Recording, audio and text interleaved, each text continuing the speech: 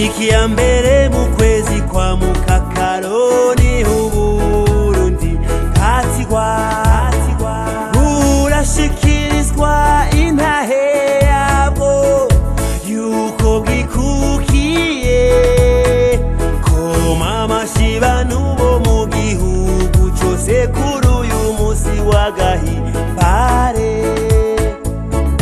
Uburundi aho bwibarutse imfura imwe y'umuhungu, iyo mfura yitwa Burikukiye, Uburundi bwacu.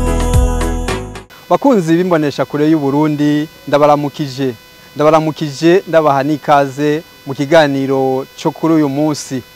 Imyaka 63 irarangiye Uburundi buhabuje intahe yo kwikukira.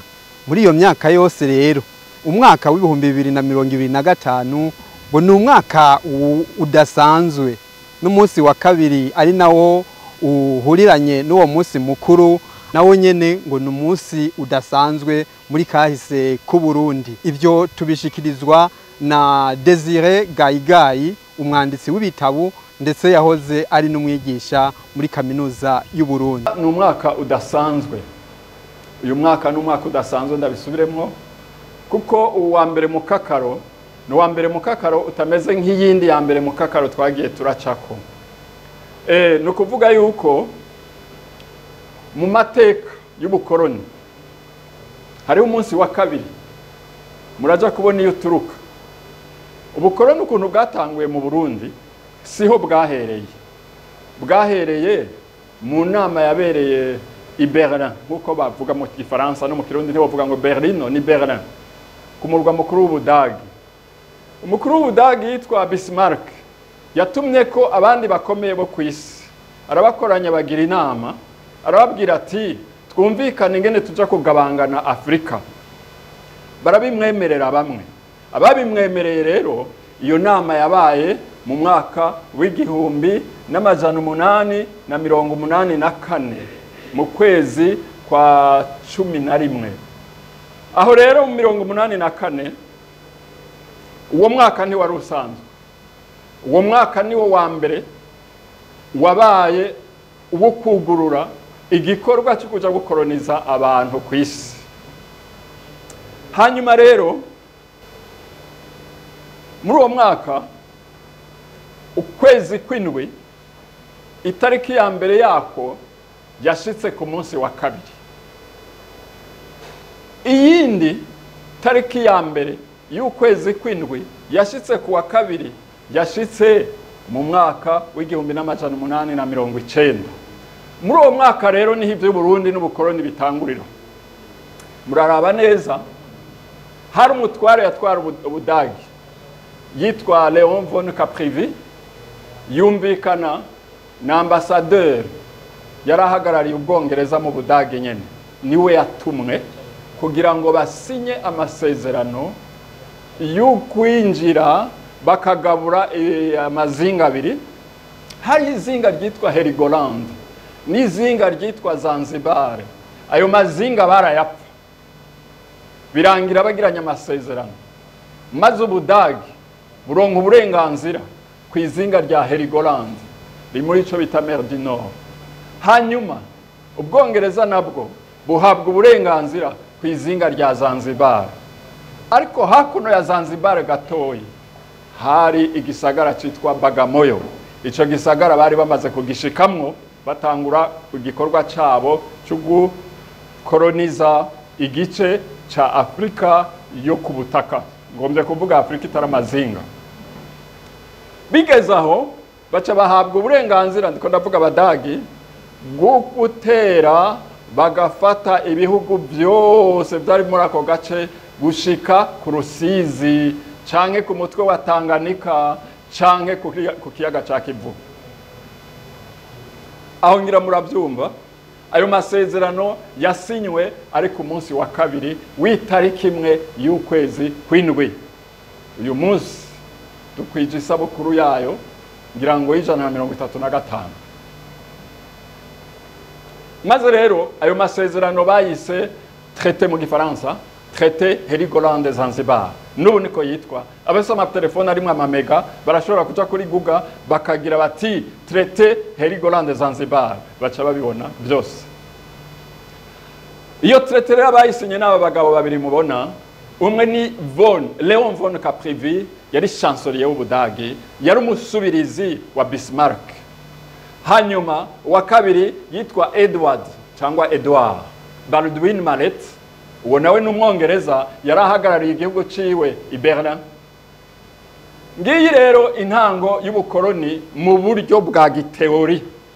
Uburundi naho bwatanguriye kuba kolonize mu buryo bwa giteori, mu buryo bw'impapuro.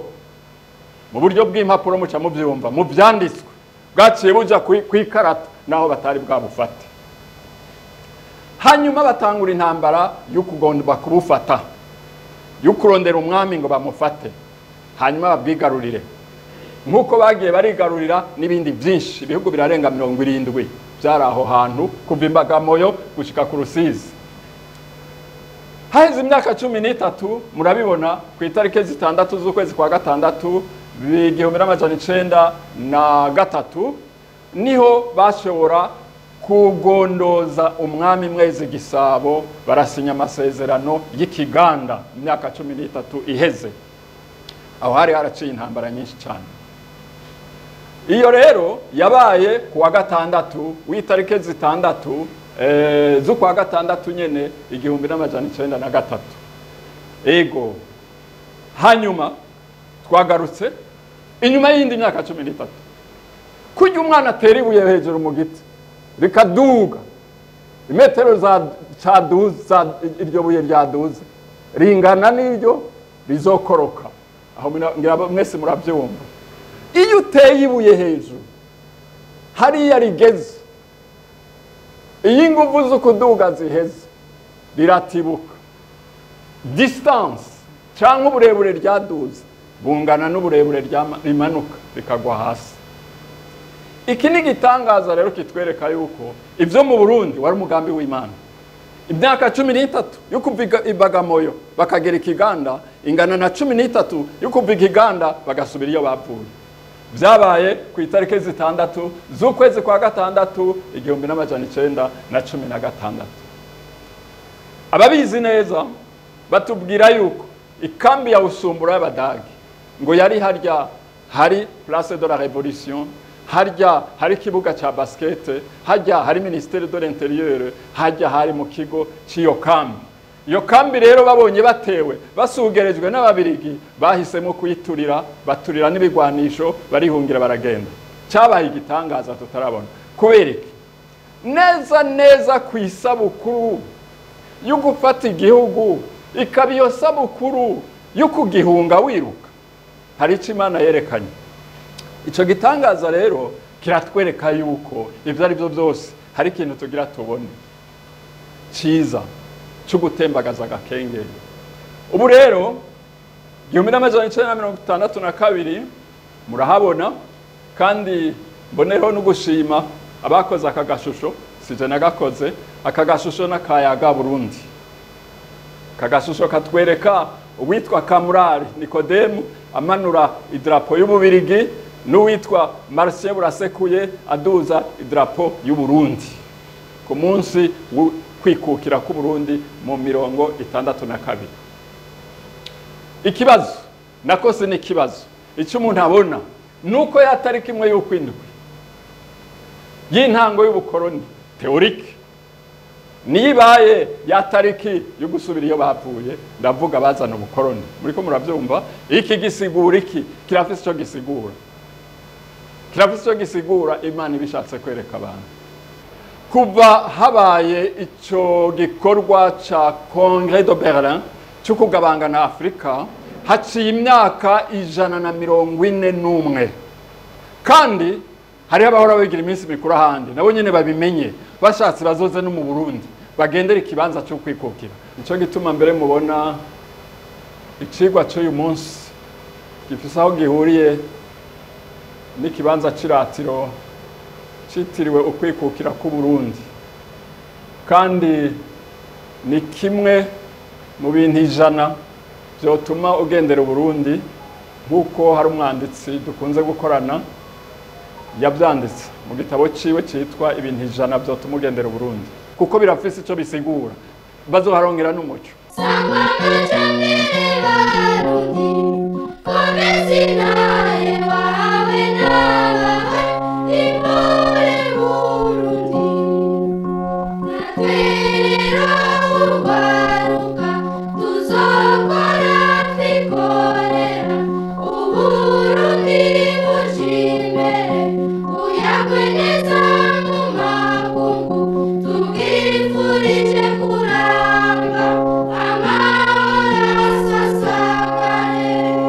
Iyo myaka 140 habaye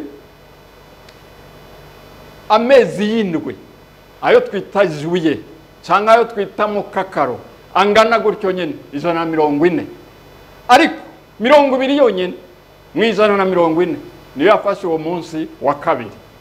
Kandi si icyo gusa, ni kubera ari uwo munsi wa kabiri muje kuraba watanguriye ko kijya gikorwa cyuguruye ubukoroni bwo mu buryo bwa giteori mu gihugu cy'u Burundi.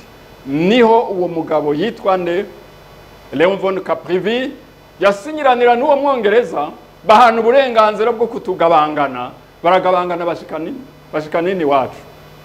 Uwo munsi rero twe tuwufata nk'uko umenga n'umunsi ufise ikimenyetso gikomeye. Bwa mbere hoho urumva ko ari mikeya, ubwa kabiri nuko ari wo muzi w'ubukoroni uzahani wacu. Muramwumva ijambo bita ngo Alpha Omega, intango n'iherezo. Alpha na Omega no kuvuga AZ cyangwa Z A na Z mu Kirundi. Raba ntuzewe uwo wa kabiri kubukoroni mu Burundi niwo Alpha, niwo A, niwo ntango, none uwa kabiri ugiye kubiherezo kuko tubimenye twese. Hanyuma reka ngaruke hano mu ijambo ry'Imana muzokumva uwitwa Yakobo. Yakobo yahungiye kwa inarume yitwa Labani. Maze Yakobo ashitseyo ashima umwigeme waho yitwa nde Rachel. Amushimye aramusaba se ngo amubwira ngo urabanza unkorere imyaka 7. Yakobo yakoze imyaka 7 aho guhabwa Rachel bamuha mukuru we mu mbisho atabizi. Amaze kubimenya bukeye amera nk'uba tatira gatoyi, ariko se buko aramubwira ati ntabwo wabimenye, ini wacu nta mukobwa aca ku wundi kuri yindi myaka 7 rero nimba umushaka. Arabyemera. Mu mwaka wa 14 baramumuha.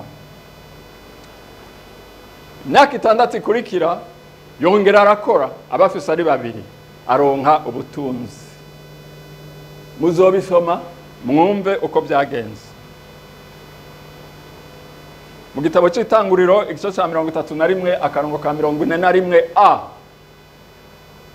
Handitse ngo muri iyi myaka uko ari 20 naba iwawe nagukoreye imyaka 14 ncabakobwa bawe bombi, n'iyindi 6 ndakurondera ku mukuku w'intungwa. Yose yabaye ingahe? Yabaye 20. Iyo myaka 20 rero birafise ikisigura mu buzima bw'u Burundi. Kuri uwa kabiri duhimbaza umunsi u Burundi bwasubijwe intahe yo kwikukira. Rero murabe kuwa kabiri mukakaro 1884 ni ya mbere kiringo ca mbere canke nk'umwaka wa mbere. Kuwa kabiri ya mbere mukakaro 1890 mwaka wa kabiri ikiringo ca kabiri. Kuwa kabiri nk'uwo 1902 ica gatatu, 1913 ica kane, 1919 ica gatanu, 1924 ica gatandatu, 30 icindwi, 18, 47 ic'icenda, 52 ic'icumi. 58 11 69 12 75 13 80 14 86 15 97 16 2003 17 2008 18 2014 19 2025 20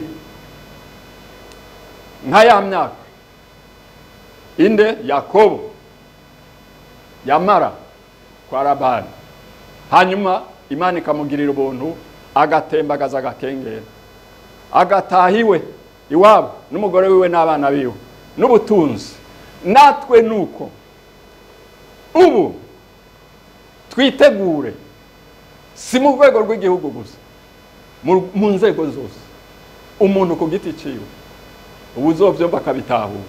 Gusa hari bisabwa turabivuga, umwe wese yitegure dutembagaza agakengere kiki ku bukoroni. Ubukoroni bumeze gute? Ubukoroni bweruye n'ubukoroni bufifitse. Hari ubukoroni bw'ubwoko bubi ngira muhora mu vyumva. Hariho neokolonialisme na kolonialisme.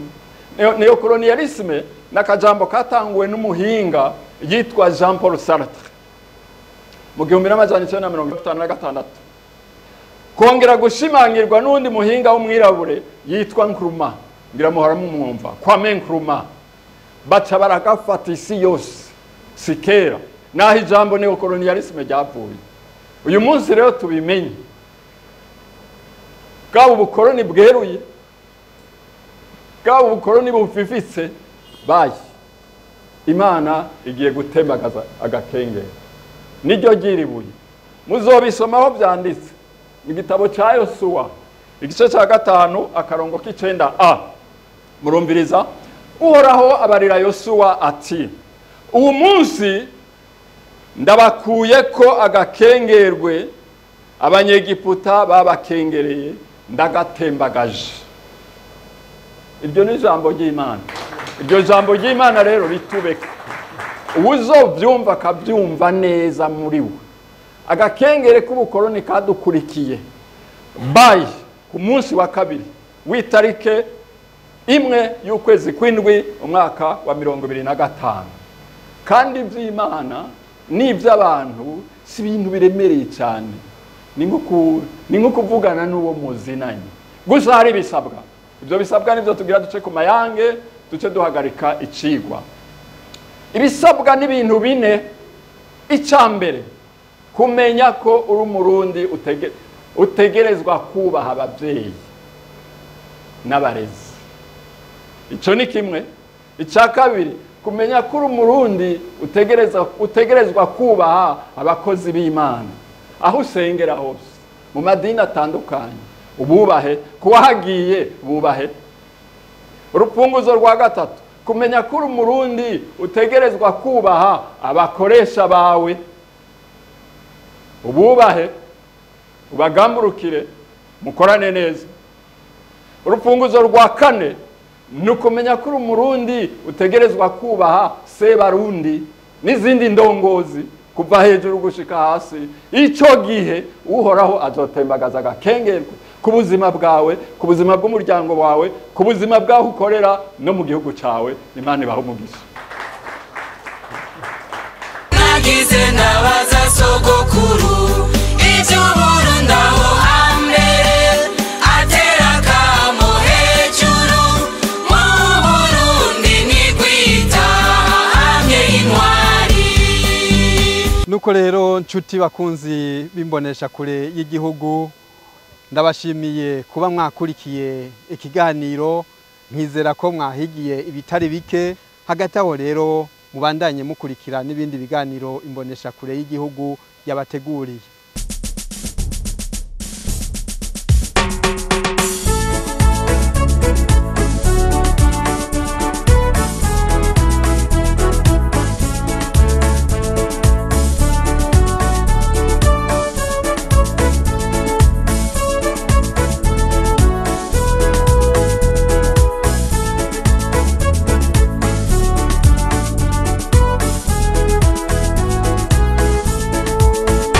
Itariki ya mbere